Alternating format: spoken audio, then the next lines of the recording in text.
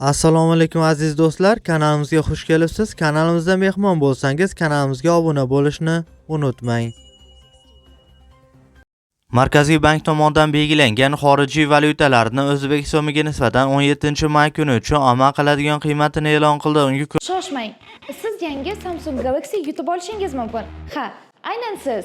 Buning uchun bilet sotib olish yoki pul tikishni keragi yo'q. Anjirpay ilovasi orqali Rossiyada O'zbekistonga atigi 5000 rubl yuborishingizni o'zi kifoya.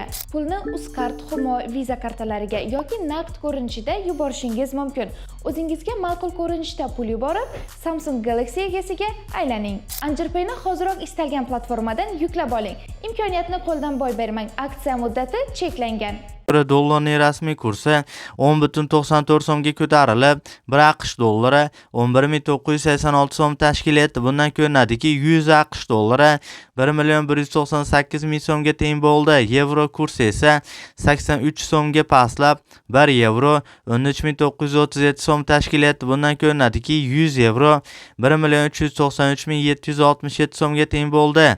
Rossiya rubl kursi esa 0,07 so'mga ko'tarilib, 1 Rossiya rubli 163 so'm tashkil etdi. Bundan ko'rinadiki, 1000 Rossiya rubli 160,610 so'mga teng bo'ldi. Eslatib o'tamiz, har kunlik dollar, yevro, rubl kurslarini kuzatib borishni istasangiz, kanalimizga obuna bo'lib, qo'ng'iroqcha tugmachasini bosib qo'yishni unutmang. E'tiboringiz uchun kattakon rahmat.